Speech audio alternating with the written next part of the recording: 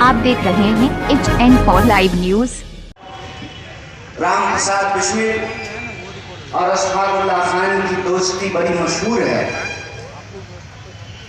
आप में से शायद कुछ लोग ये जानते होंगे कि एक बड़ा मशहूर गाना है, सरफरोशी की तमन्ना अब हमारे दिल में है, देखना है जोर कितना बाजुए कातिल में है। इसको लिखा है बिस्मिल अजीमाबादी ने, और राम प्रसाद असफाकुल्लाह खान दोनों मिलकर के ये गाना गाते थे, और राम प्रसाद बिस्मिल के नाम में बिस्मिल लगा हुआ है। जिस मुद्दे पे हम बातचीत करना चाहते हैं, आज़ादी के आंदोलन का क्या महत्व है, आज़ादी के आंदोलन में योगदान देने वाले जो महान विभूति हैं, और आज हमारे सामने क्या चुनौतियां हैं, इस पे मैं कुछ चीज़ें आपसे साझा करूंगा। उससे पहले मैं एक बात कहना चाहता हूं। बड़े हमारे वरिष्ठ साथी हैं शकील अहमद खान साहब, विधायक हैं, वरिष्ठ नेता हैं कांग्रेस पार्टी के, और मैं जिस विश्वविद्यालय से PhD किया है, मैंने मेरे से पहले वो उस विश्वविद्यालय के अध्यक्ष रह चुके हैं। और जहाँ जिस धरती पर मैं खड़ा हूँ, इस धरती ने भी एक अध्यक्ष इस यूनिवर्सिटी को दिया है चंद्रशेखर के रूप में। आपकी धरती बड़ी महान है, ये राजेंद्र बाबू की भी धरती है, मौलाना मजरूर हक की भी धरती है। मैं कोशिश करता हूँ कि अपने वरिष्ठ साथियों की बात को गंभीरता से समझूं, जहीन तरीके से उसका अनुसरण कर सकूं, उसका पालन कर सकूं। लेकिन कई बार मुझे ऐसे मंचों पे कहीं ना कहीं थोड़ी अत्यधिक चिंता की बू आती है। मैं बड़ा खुश रहने वाला, मुस्कुराने वाला, आशावादी व्यक्ति हूँ। कहीं ना कहीं मुझे बहुत चिंता नहीं होती। हमारे अल्पसंख्यक प्रकोष्ठ के वरिष्ठ नेता ने भी कहा, शकील साहब ने भी कहा कि मिट जाओगे। मैं कहता हूं कि नहीं मिटेंगे। कुछ दौर है कि हस्ती मिटती नहीं हमारी, सदियों रहा है दुश्मन दौरे जमा हमारा। और पूरी जिम्मेवारी से मैं ये बात कहता हूं, शकील साहब ने कहा कि इस देश की मेजॉरिटी को तय करना है कि जमहूरियत की शक्ल क्या होगी, आईन का क्या उद्देश्य है, और आईन कैसे, संविधान कैसे इस देश के लोगों को प्रोटेक्ट करेगा। मेरा नाम कन्हैया है। मेरी मां ने नहीं सोचा था कि मोदी नाम का कोई आदमी देश का प्रधानमंत्री होगा, और वो मोदी जिस महिला को छोड़ करके चले गए, उनका नाम यशोदा है। मैं ये नाम इसलिए ले रहा हूं कि अगर कंस है तो कन्हैया भी होगा। बिल्कुल चिंता की बात नहीं है, सिर्फ और सिर्फ अपनी जिम्मेवारियों को उठाने की, निभाने की जरूरत है। क्या है जिम्मेवारियां? सबसे पहली जिम्मेवारी यह है कि सच सच होता है, सच पर से कभी हम अपना भरोसा न छोड़ें। झूठ 100 बार क्या 1000 बार कहा गया है, लेकिन यह बात नहीं बदली जा सकती है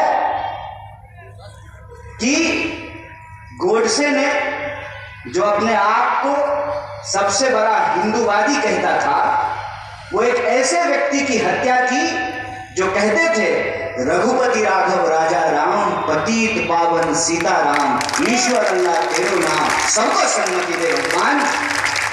यह सत्य नहीं बदला जा सकता है। इतिहास बदलने की बात करते हैं। अरे साहब, जिससे वर्तमान नहीं संभल रहा हो, वो इतिहास क्या बदलेगा।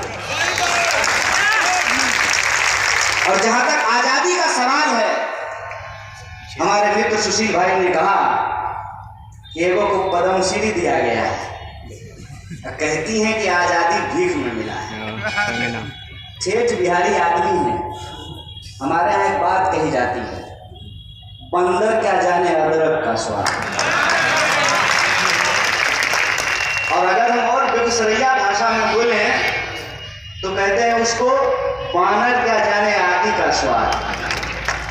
तो उस मुहावरे के तर्ज पे मैं ये कहता हूं, जैसे बानर क्या जाने आदि का स्वाद, वैसे संघी क्या जाने आजादी का स्वाद।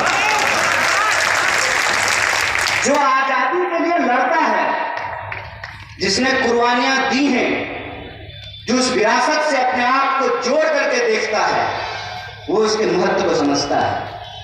आजादी की बात हम भी करते हैं, आजादी का नारा हम भी लगाते हैं। देश से आजादी नहीं चाहते, देश के लोगों की जो समस्याएं हैं, उन समस्याओं से आजादी चाहते हैं। हम चाहते हैं कि सिस्टम का जो करप्शन है, जिसका जिक्र हमारे साथी सुशील ने किया, कि अंग्रेजों का बनाया हुआ पुल टिका हुआ था, अंग्रेजों को हमने भगा दिया। हमने जिनको अपना समझ करके कुर्सी थमाई, उन्होंने एक पुल बनाया, अंग्रेजों के पुल को तोड़ दिया और उनका पुल अंग्रेजों से बहुत कम समय में धाराशाही हो गया है। हम इस लूट से आजादी चाहते हैं और हम अपनी जिम्मेवारी ये समझते हैं कि अगर देश को कोई बेचने पे उतारू है तो हम बचाने वालों की हुजूम भी तैयार करेंगे। इसी जिम्मेवारी के तहत मैं आपके बीच में आया हूं और आज हम आजादी के आंदोलन को इसलिए याद कर रहे हैं कि डॉक्टर बाबा साहब भीमराव अम्बेडकर ने कहा है कि जो पीढ़ी अपना इतिहास भुला देती है, उसका भविष्य सुरक्षित नहीं होता है।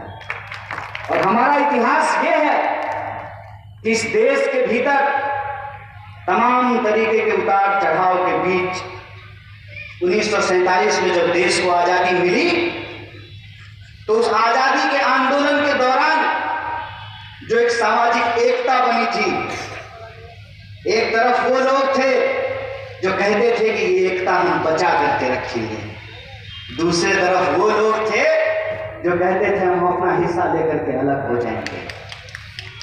जो अपना हिस्सा लेकर के अलग हो गए, आज उनके नाम पर, उनकी भाषा बोल करके, नाम लेकर जब इंसानों का खून बहाया जाता है तो मुझे सबसे ज्यादा दुख होता है। और ये मेरी जिम्मेवारी है, अगर मेरा नाम कन्हैया है तो ये मेरी जिम्मेवारी है और खुले मन से मैं आप तमाम लोगों को कहने के लिए आया हूं, छोटा बड़ा लोग, इस देश की संविधान और उस आजादी की विरासत को बचाने के लिए संघर्ष करना पड़ेगा। मुस्कुराते हुए, हंसते हुए संघर्ष को स्वीकार करेंगे, इस लड़ाई को लड़ेंगे, ये हमारा संकल्प। हम बस आपसे उस नजरिए को बदलने का आग्रह कर रहे हैं, जिस नजरिए की बातचीत हमारे शकील अहमद खान साहब ने की, कि आजादी यूं ही नहीं मिलती है, आजादी लीज पे नहीं है, आजादी भीख में नहीं है, भीख में पुरस्कार मिलता है, आजादी नहीं मिलती है। चापलूसी करने से पद मिलता है, अधिकार नहीं मिलता है। सोच करके मुझे बताइए, ये इतनी आसान बात है कि मंदिर में जाने वाला, मस्जिद में जाने वाला, तिलक लगाने वाला, टोपी पहनने वाला, दोनों का वोट बराबर होगा? फॉर्च्यूनर पर चढ़ने वाला, साइकिल पे घूमने वाला, दोनों का वोट बराबर होगा? महल में रहने वाला, झोपड़ियों में रहने वाला, फुटपाथ पे सोने वाला, गत्ता पे लौटने वाला, दोनों का वोट बराबर होगा? ये इतनी आसान बात नहीं है। लेकिन मुश्किल ये है कि आज इस मोबाइल के दौर में इंसानों को भी डेटा बना दिया गया है। लोग फेसबुक पोस्ट करते हैं और ये गिनते हैं कि कितना लाइक हुआ है।